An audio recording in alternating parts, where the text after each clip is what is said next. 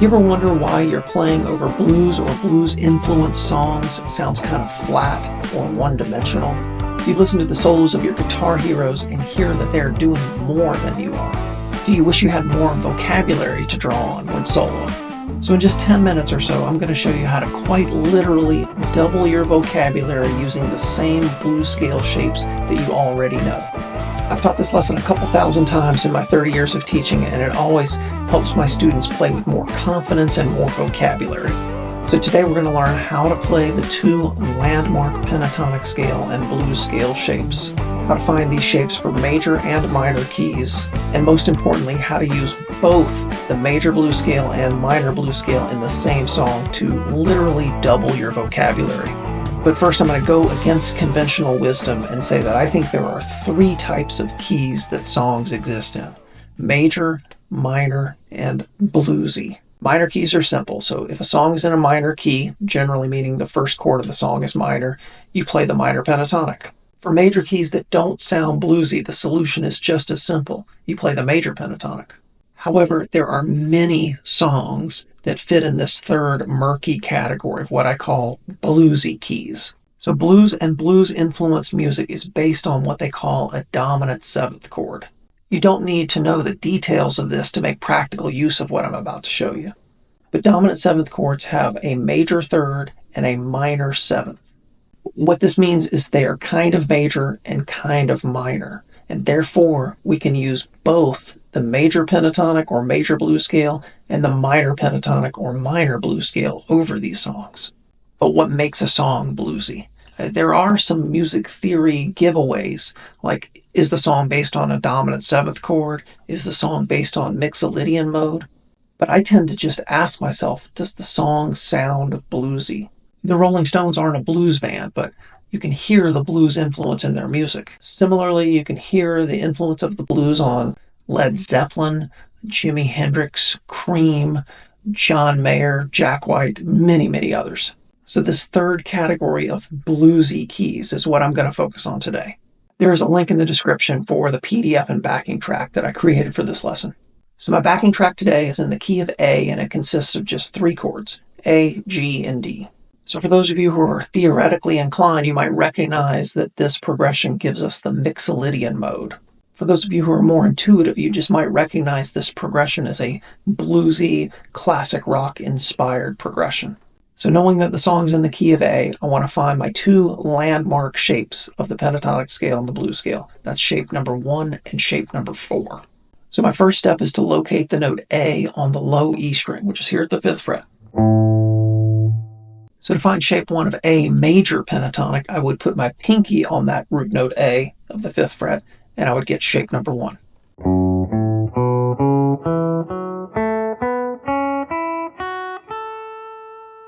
Then I add the blue note to that pentatonic scale to give me the A major blues scale.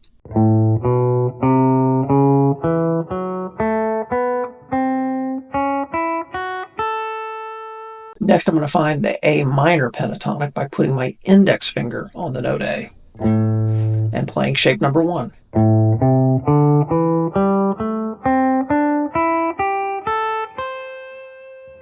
And again, I'm going to add the blue note to give myself the minor blues scale.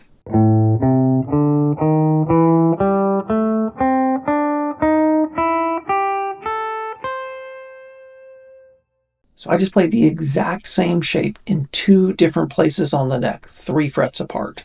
For the major blues scale, my pinky is on A. For the minor blues scale, my index finger is on the note A. It's that simple. So now I'm going to bounce back and forth between the A major blues scale and the A minor blues scale over this backing track. One thing to notice is I'm going to try and play a complete idea in one before switching to the other scale.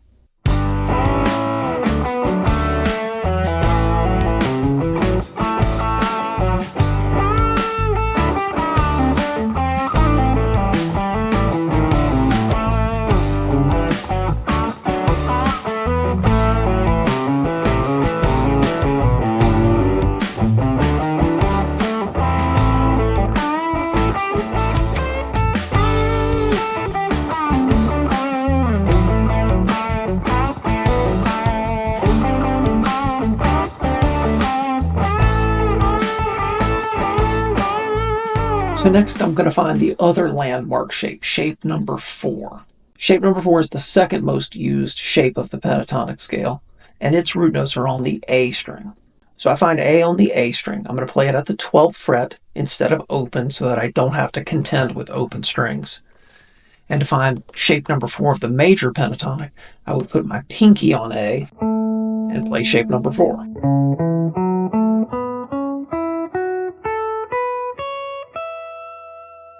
So now I'm going to add in the blues scale note to get the A major blues scale.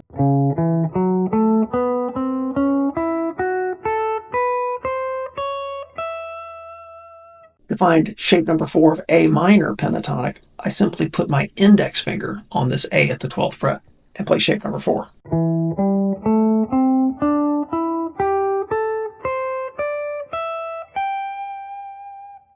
I add the blues scale note and I get this.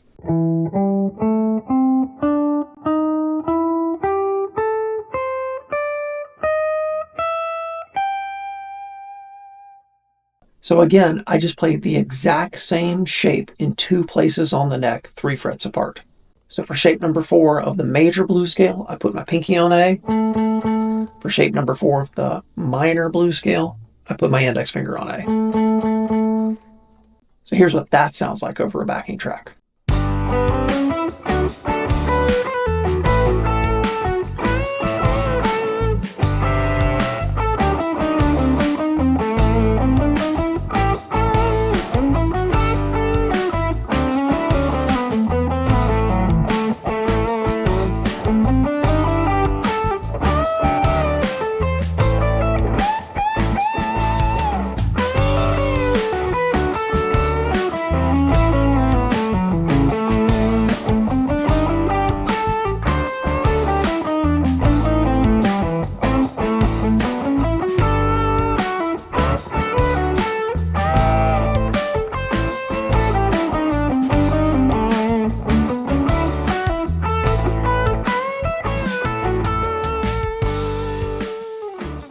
So now I'm going to use all 4 of these positions together. Shape number 1 of the A major blues scale.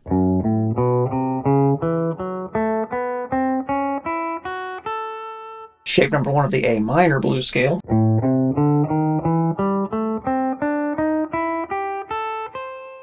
Shape number 4 of the A major blues scale.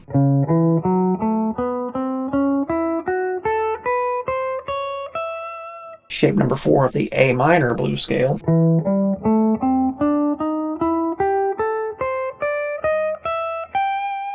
And then I get repeats of shape number 1 major pentatonic and minor pentatonic 12 frets higher. So shape number 1 of the A major pentatonic repeated is here at the 14th fret. My pinky is on the 17th fret because that's the same as.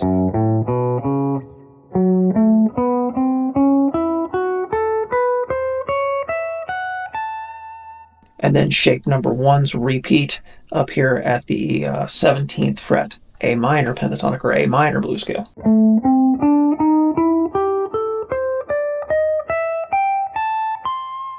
So you can see with just 2 shapes, I get the entire neck of the guitar.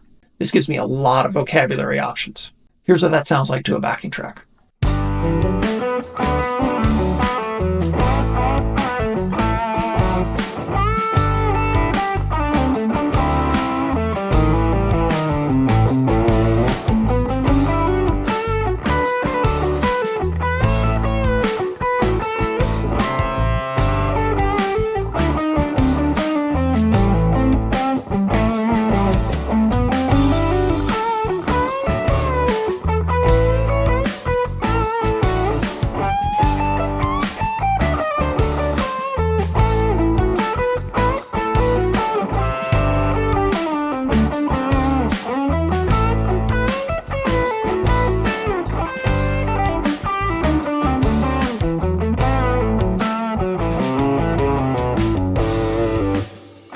You can go on to diagonally extend shapes number 1 and shapes number 4 like I demonstrated in this video on my channel.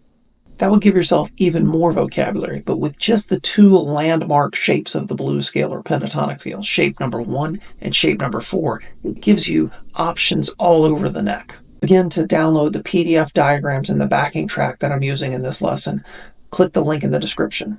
The usefulness of being able to switch between major sounds and minor sounds in the same solo can't be overemphasized. And the fact that you can do it without learning any new shapes can really level up your bluesy playing instantly. But if you want your solos to sound like what the pros play on all of your favorite records, check this video out.